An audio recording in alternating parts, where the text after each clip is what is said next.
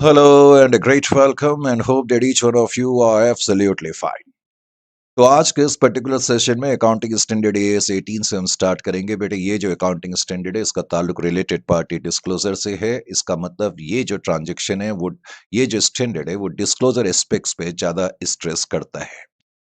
अब जो related party transactions होती है वो फाइनेंशियल परफॉर्मेंस को ऑफ कोर्स जो है वो इन्फ्लुएंस कर सकती हैं, अफेक्ट कर सकती हैं। इसीलिए स्टैंडर्ड कहता है कि जितनी भी रिलेटेड पार्टी ट्रांजैक्शंस हैं एंटिटी के लिए जरूरी है कि उन ट्रांजैक्शंस को हम अलग से डिस्क्लोज करें।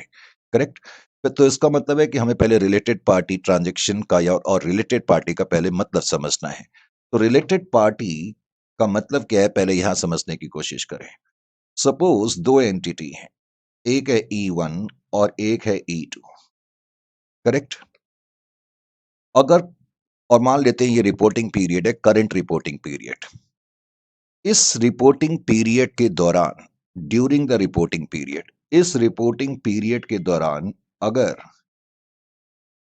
इन दोनों में से कोई भी एंटिटी के पास एबिलिटी है, सपोज मान लेते हैं कि ड्यूरिंग द रिपोर्टिंग पीरियड में एंटिटी E1 के पास एक एबिलिटी है कि वो इस एंटिटी को कंट्रोल कर सके या इस एंटिटी के ऊपर उसका सिग्निफिकेंट इन्फ्लुएंस है। हम देखेंगे कि कंट्रोल मैं किसी दूसरी एंटिटी को कब कर सकता हूं, अगर उस एंटिटी के 50% से ज्यादा के शेयर मेरे पास है।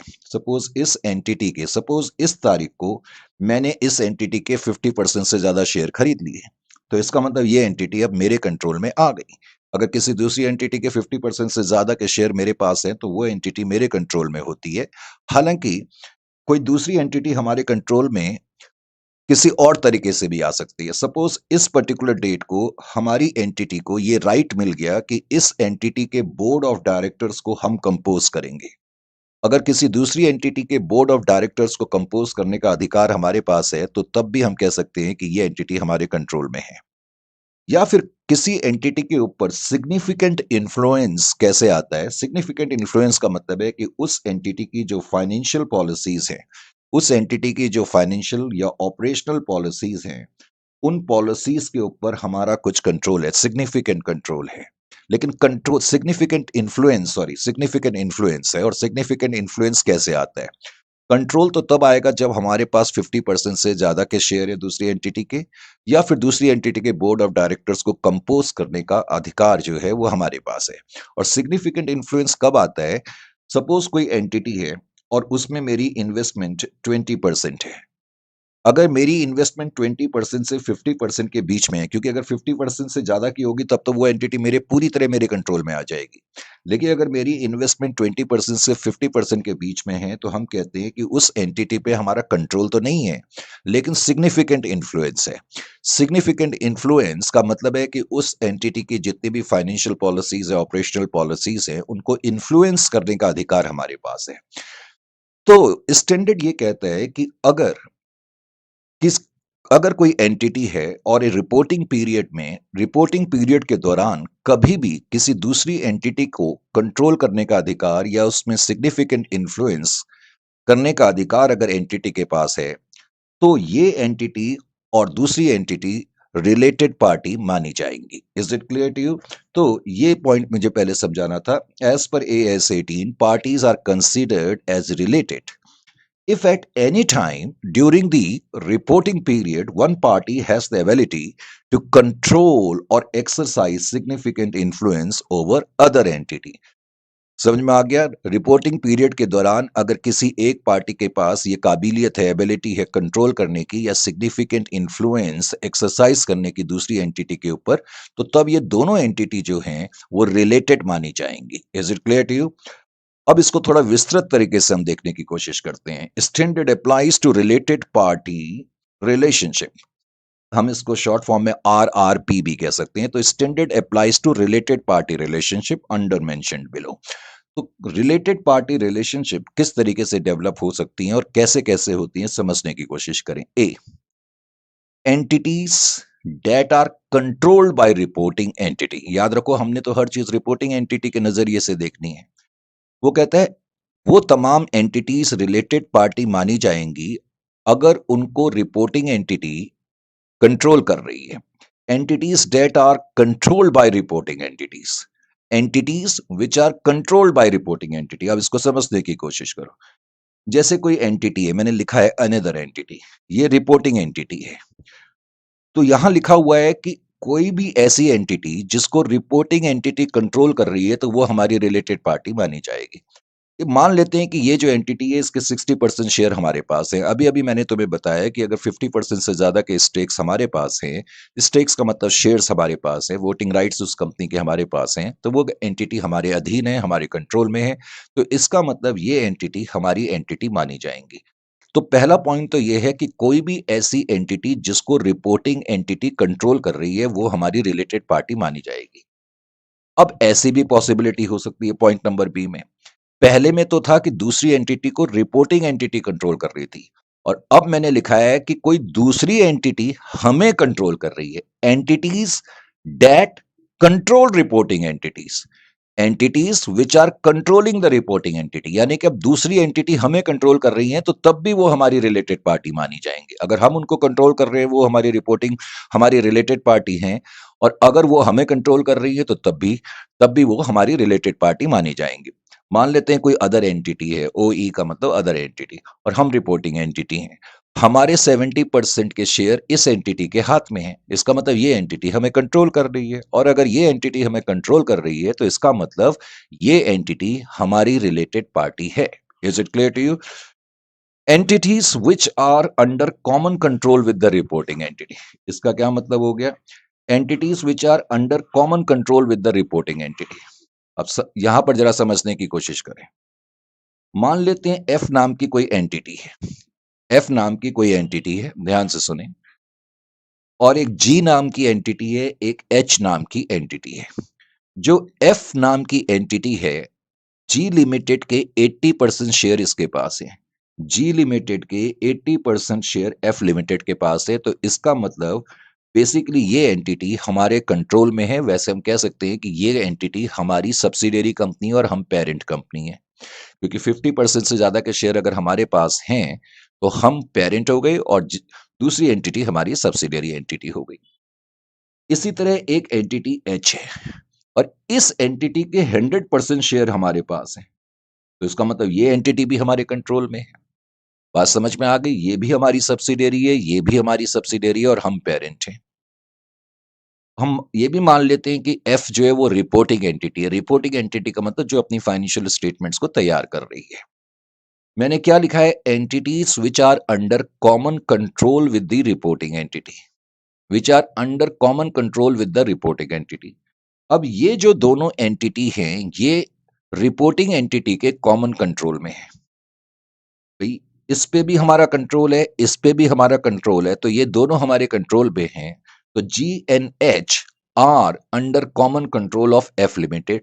तो जी और एच ये दोनों रिलेटेड पार्टी मानी जाएंगी एफ लिमिटेड के। सबसे पहले पॉइंट में तो हमने देखा कि अगर रिपोर्टिंग एंटिटी किसी दूसरी एंटिटी को कंट्रोल करती है तो वो एंटिटी हमारी जो है रिलेटेड पार्टी है।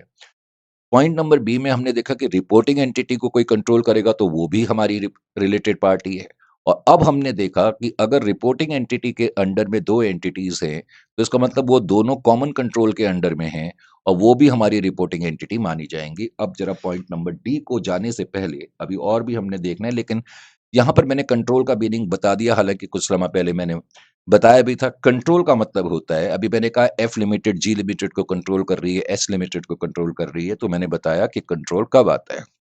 कंट्रोल तब आएगा जब किसी दूसरी एंटिटी में हमारे 50% स्टेक्स हैं, डायरेक्टली या इनडायरेक्टली, या फिर और उस दूसरी एंटिटी के बोर्ड ऑफ डायरेक्टर को, जिसको हम गवर्निंग बॉडी भी कहते हैं, उसको कंट्रोल या कंपोज करने का अधिकार हमारे पास है। तो इस तरह कंट्रोल हमारे पास आ सकता है। और सिग्निफिकेंट इन्फ्लुएंस हमारे पास कब आता है? मैंने कहा सिग्निफिकेंट इन्फ्लुएंस तब आता है जब किसी दूसरी एंटिटी की फाइनेंशियल और ऑपरेटिंग पॉलिसी के जो डिसीजन हैं उनको हम इन्फ्लुएंस कर सके। सिग्निफिकेंट इन्फ्लुएंस का मतलब है right to participate in the financial और operating policy decisions of the other entity. Generally significant influence जो आपको हासिल होता है वो आपके शेयर ओनरशिप से होता है।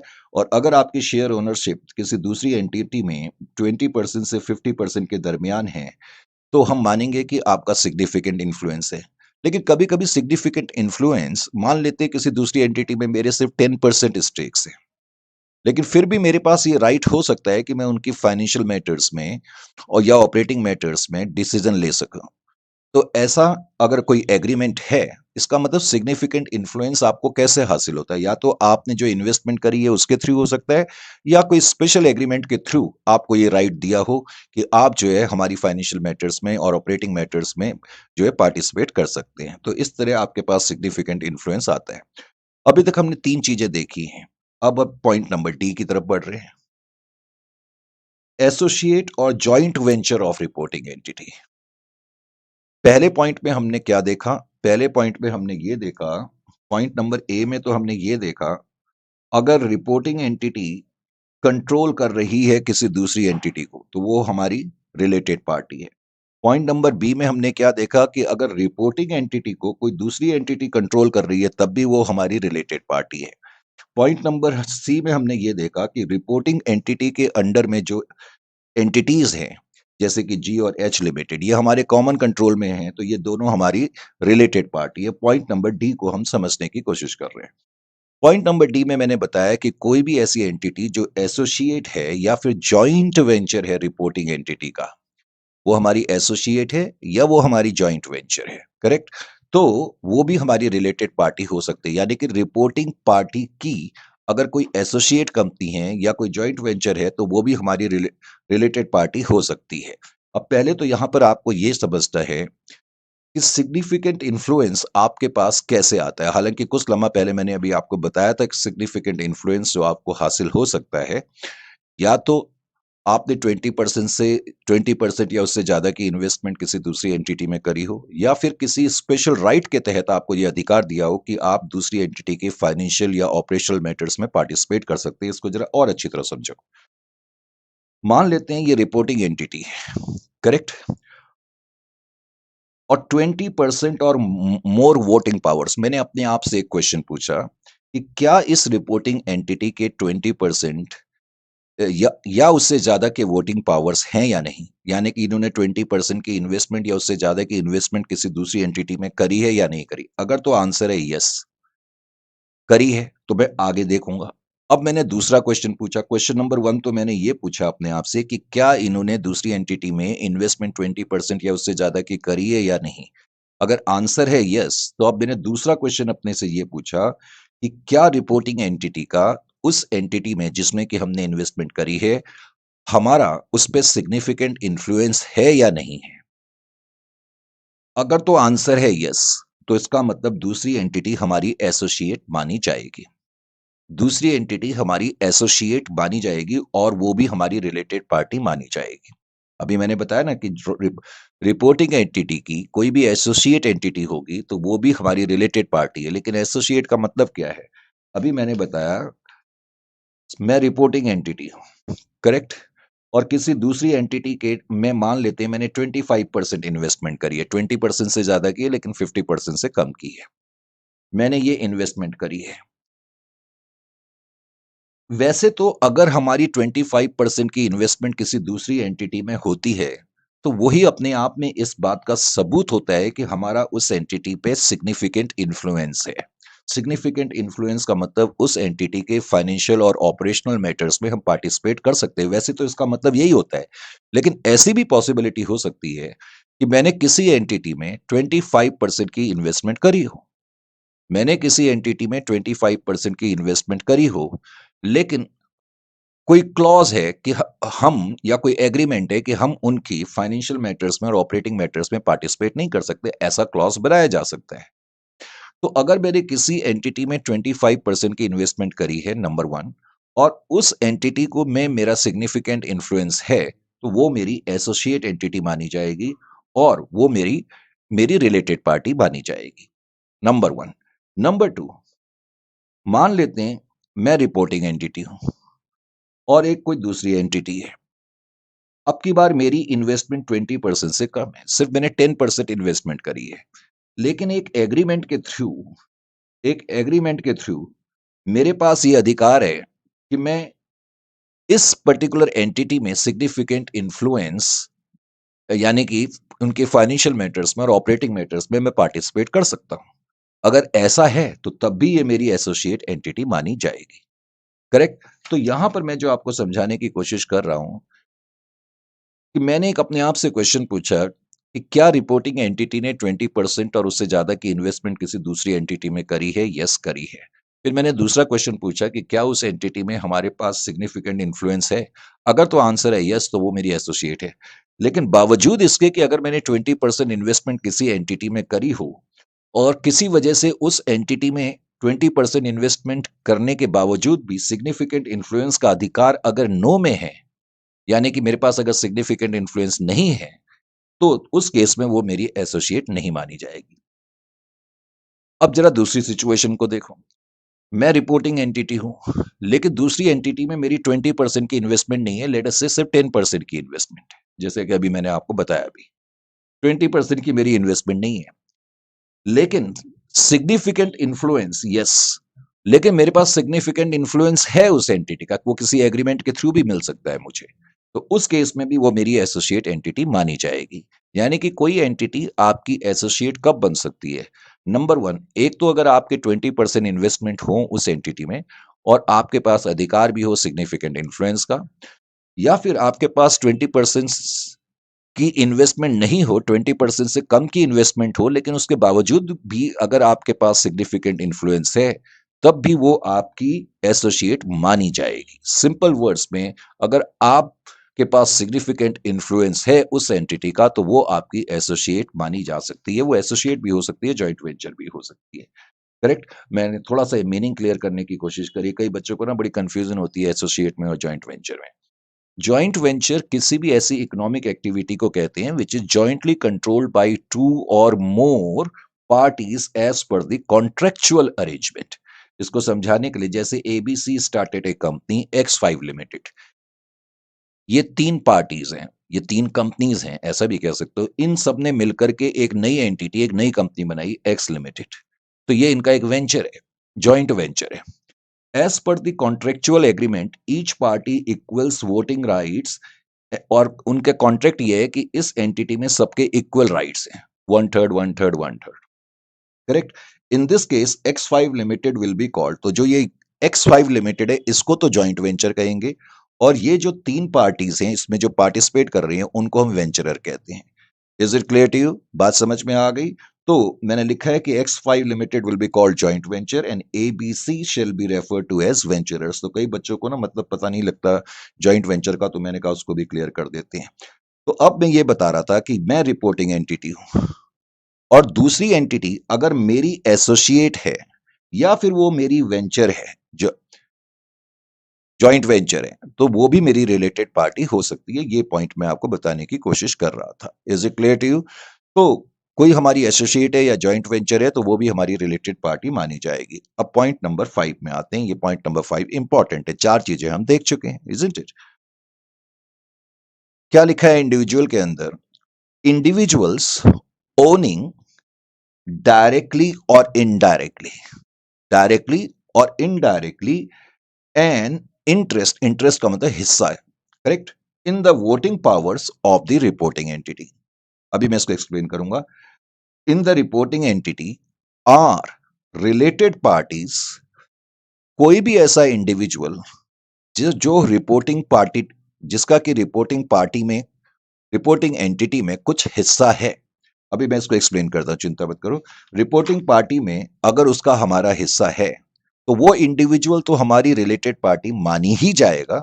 उसके अलावा and also their relatives shall also be considered as related parties, और उनके जो रिलेटिव होंगे उन इंडिविजुअल के, वो भी हमारे रिलेटेड पार्टी शामिल, रिलेटेड पार्टी माने जाएंगे। इसको जरा समझने के लिए यहां देखो। मान लेते हैं कि मैं एक रिपोर्टिंग एंटिटी हूं, आर ई, और ये एक इंडिविजुअल है, कोई इंडिविजुअल है। मान लेते हैं उसने मेरी कंपनी में इन्वेस्टमेंट करा हुआ है। इस इंडिविजुअल ने मेरी एंटिटी में इन्वेस्टमेंट करी है, करेक्ट? इंडिविजुअल्स ओनिंग डायरेक्टली और indirectly an interest in the voting power of reporting entity. इस इंडिविजुअल ने मेरी एंटिटी में कुछ इन्वेस्टमेंट करी हुई है, तो इसका मतलब मेरी एंटिटी में उसका कुछ हिस्सा है।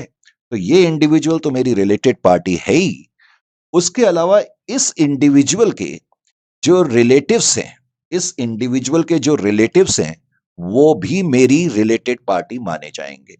किसी इंडिविजुअल ने रिपोर्टिंग एंटिटी में इन्वेस्टमेंट करी हो तो वो तो हमारी रिलेटेड पार्टी है ही।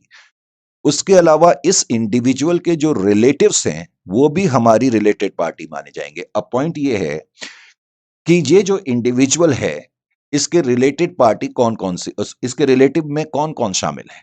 तो जो स्टैंडर्ड है उसने रिलेटिव, जो इंडिविजुअल है उसके रिलेटिव को डिफाइन करा है। इस इंडिविजुअल के फादर, इस इंडिविजुअल की मदर, इस इंडिविजुअल का ब्रदर, इस इंडिविजुअल की सिस्टर, या इस इंडिविजुअल की वाइफ या उसका स्पाउस, वाइफ या स्पाउस, या फिर उस इस इंडिविजुअल के सन और डॉटर।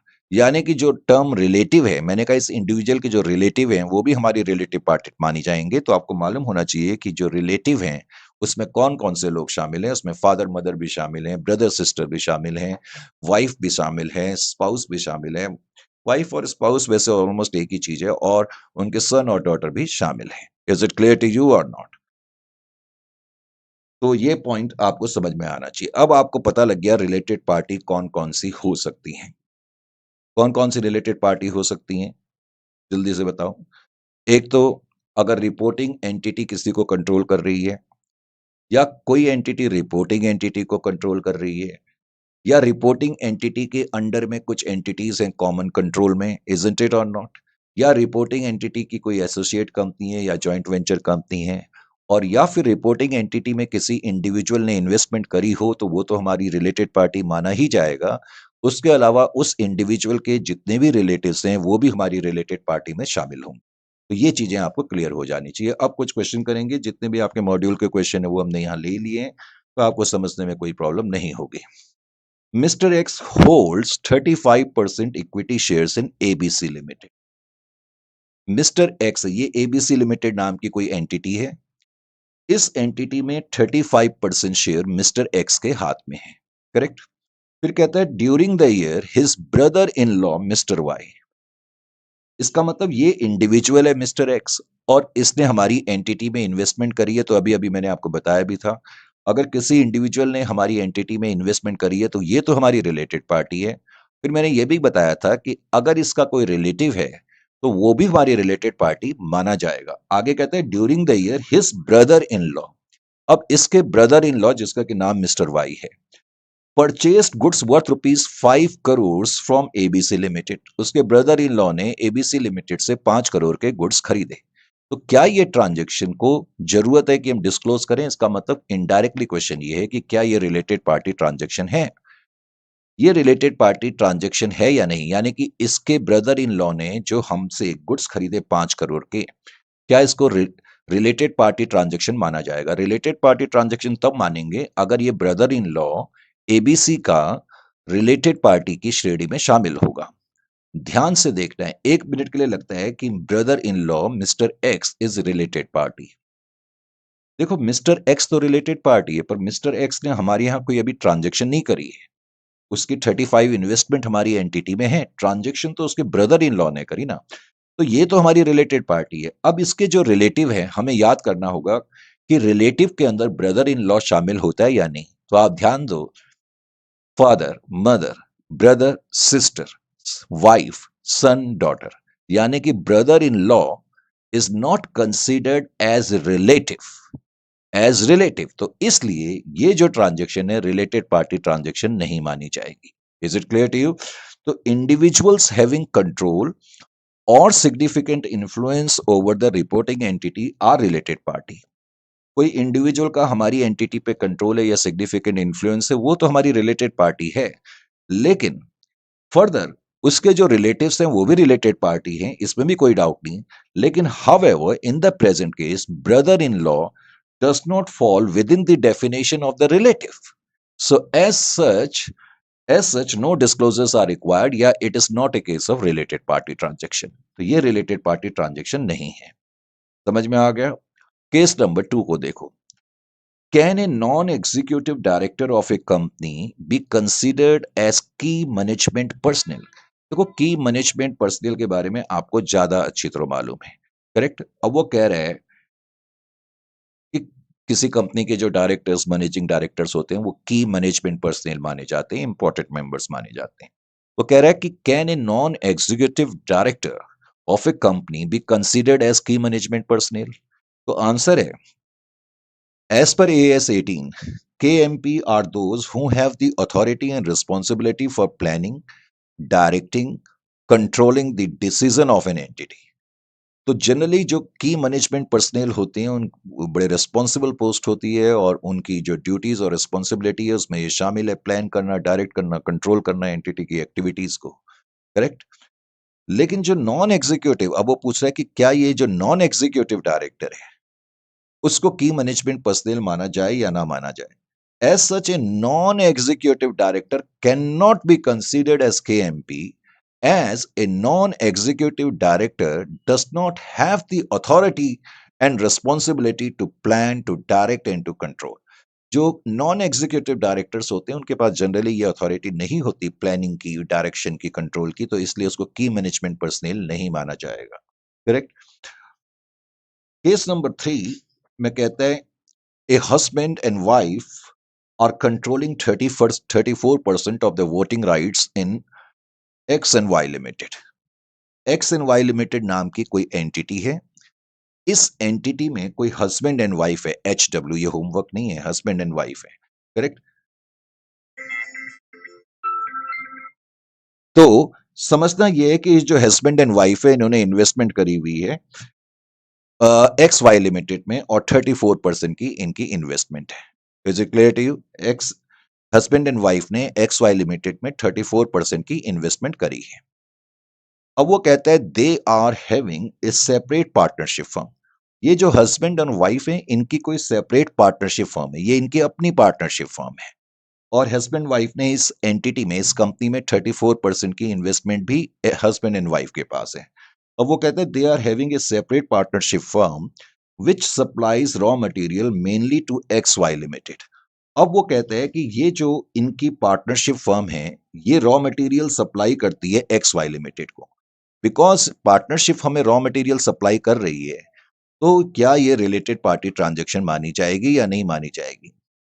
मैं अब आपको बता चुका हूं कि इंडिविजुअल्स का अगर हमारे ऊपर, ये हस्बैंड एंड वाइफ इंडिविजुअल्स में आएंगे, अगर उनका कोई इंडिविजुअल है और हमारी एंटिटी में उनका कंट्रोल है या सिग्निफिकेंट इन्फ्लुएंस है तो ये तो हमारी रिलेटेड पार्टी है, no doubt about that.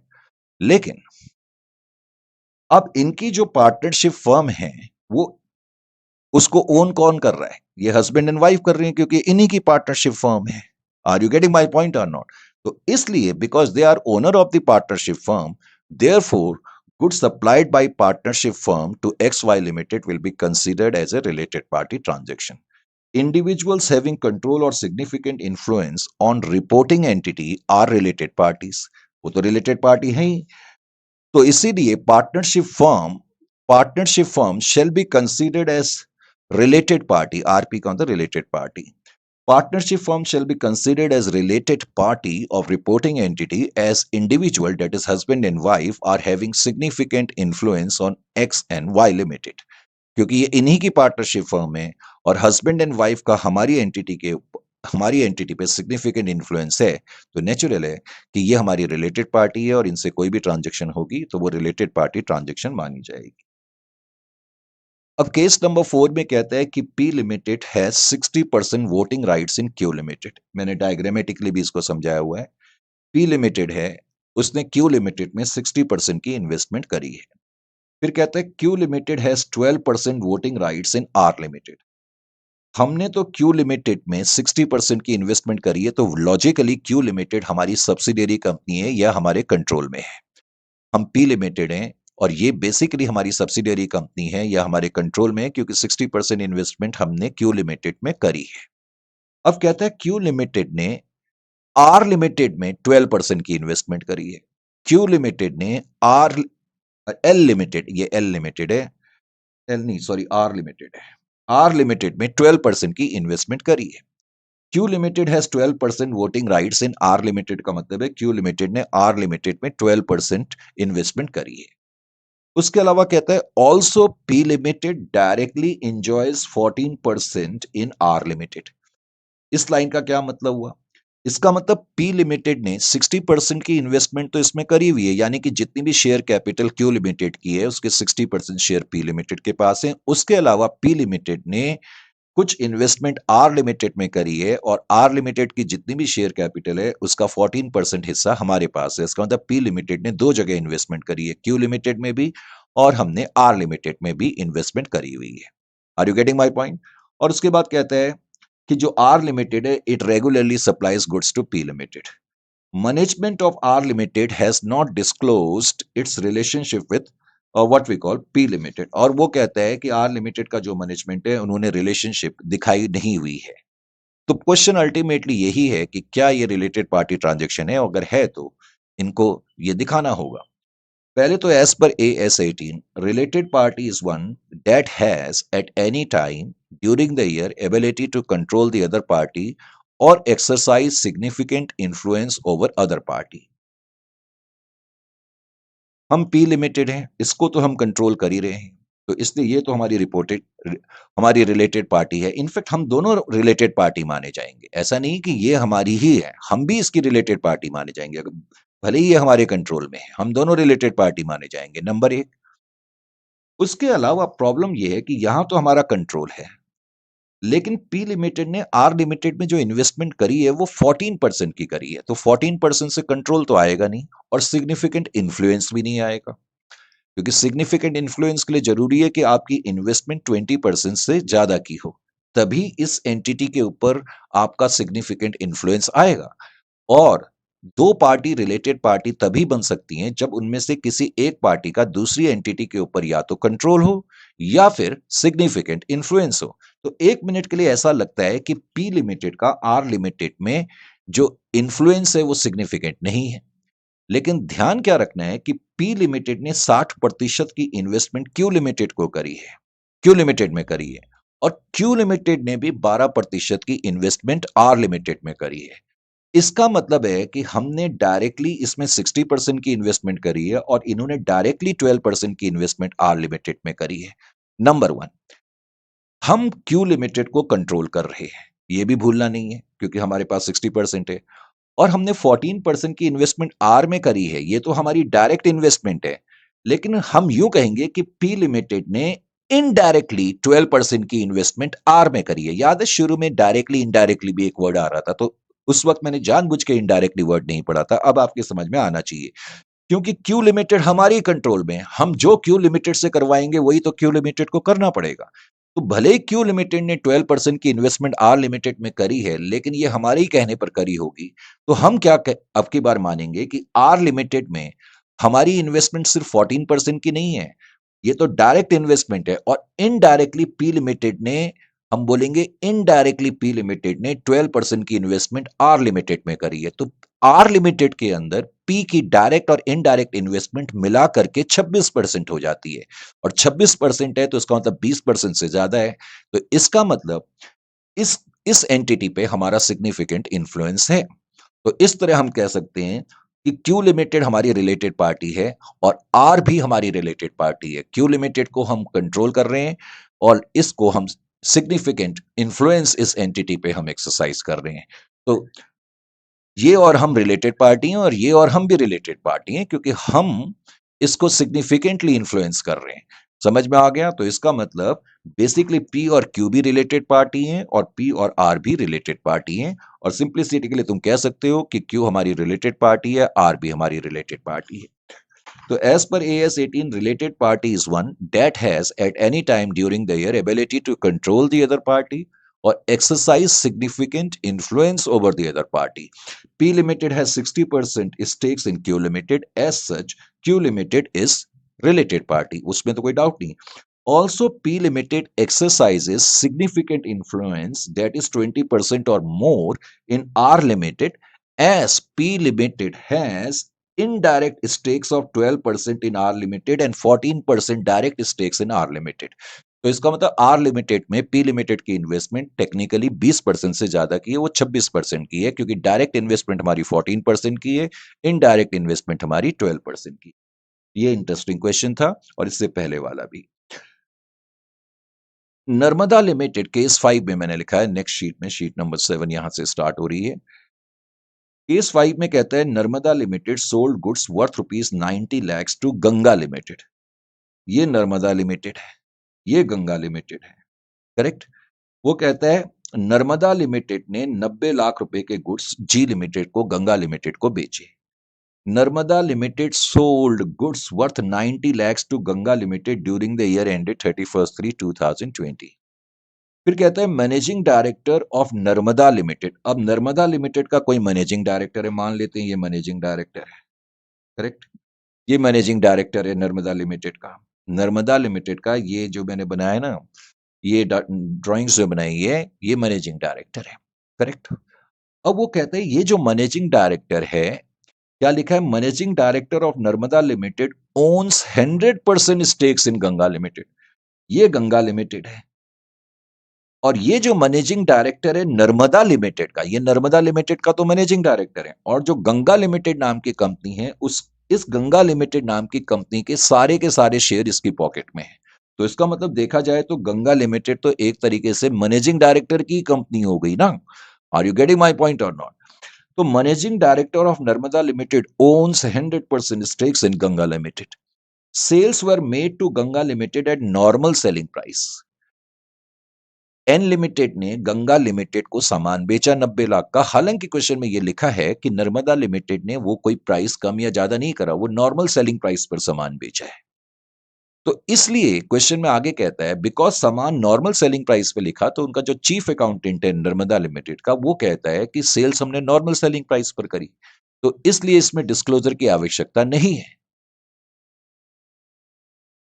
Entity G limited, Ganga limited, over which K M P managing director, क्योंकि ये मैनेजिंग डायरेक्टर है तो इसका मतलब की मैनेजमेंट पर्सनल है।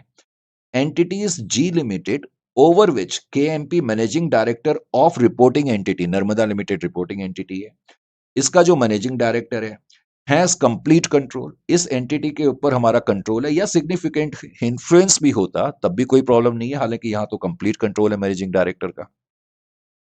एंटिटीज ओवर विच KMP यानी कि managing director of reporting entity has control और significant influence are related party.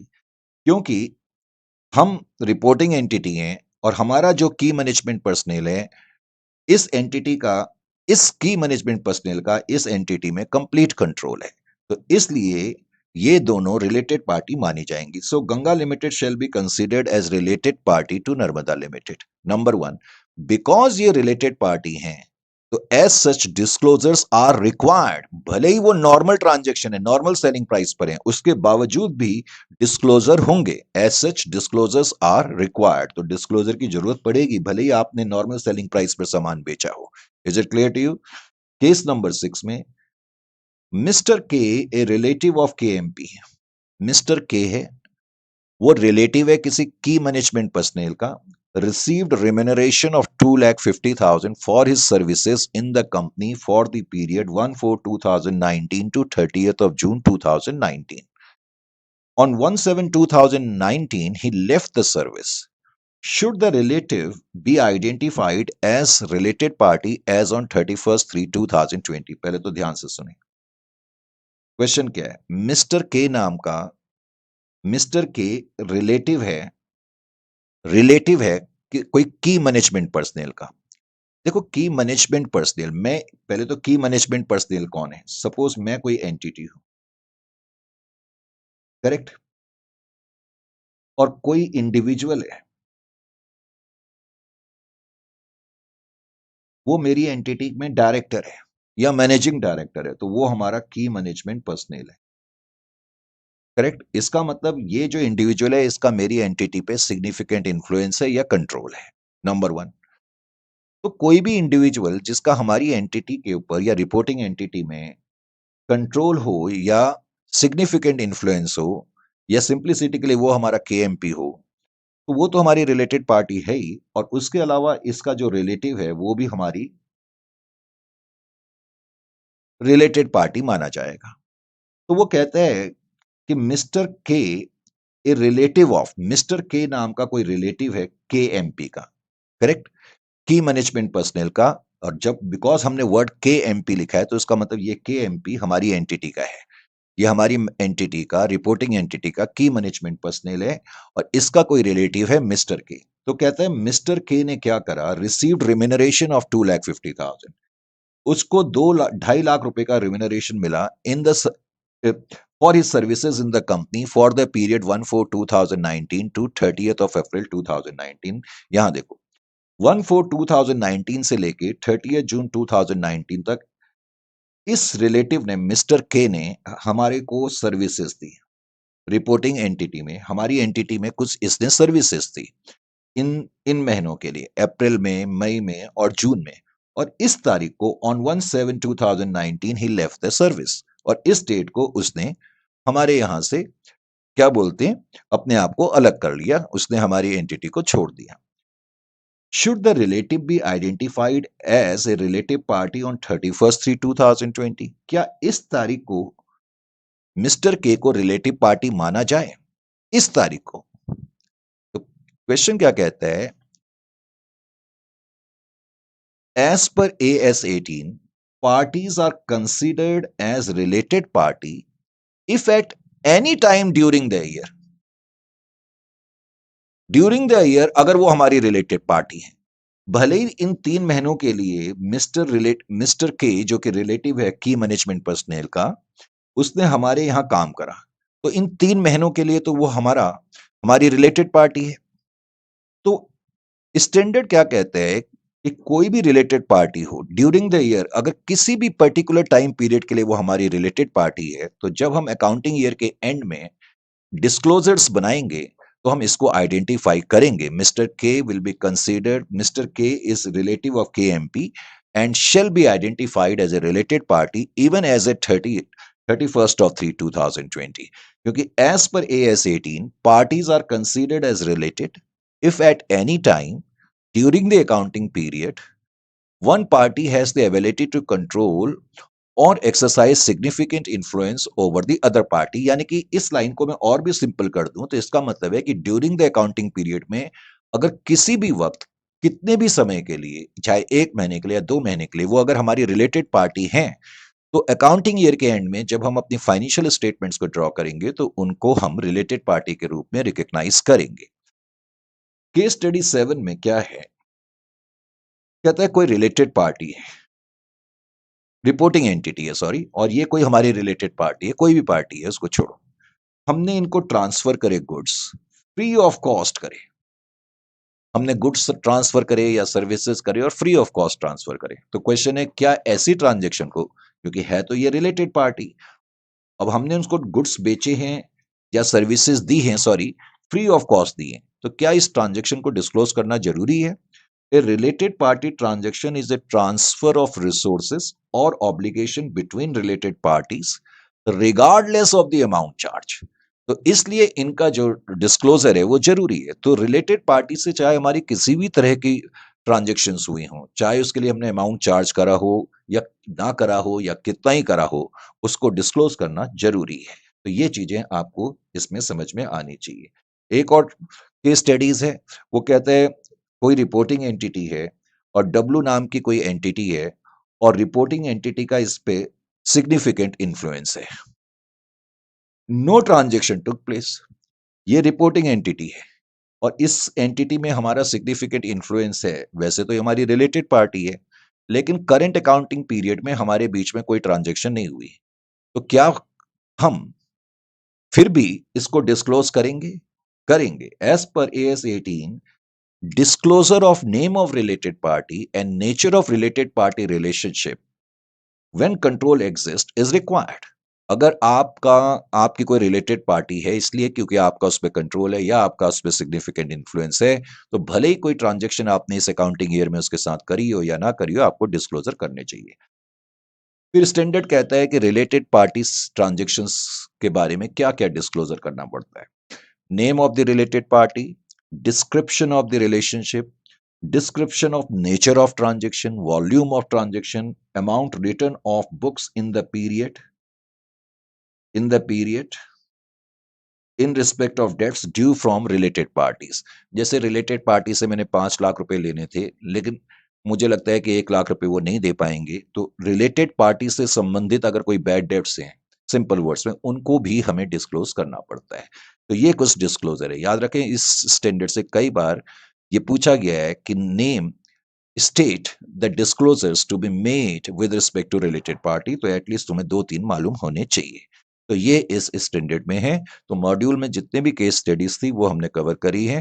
तो इसके साथ फिर ये स्टैंडर्ड खत्म होता है। तो हमेशा की तरह हम आपसे अब चाहेंगे विदा। तो नेक्स्ट सेशन में फिर आपसे मुलाकात होगी और ऑफ कोर्स किसी नए स्टैंडर्ड के साथ होगी। तो till then it's good night.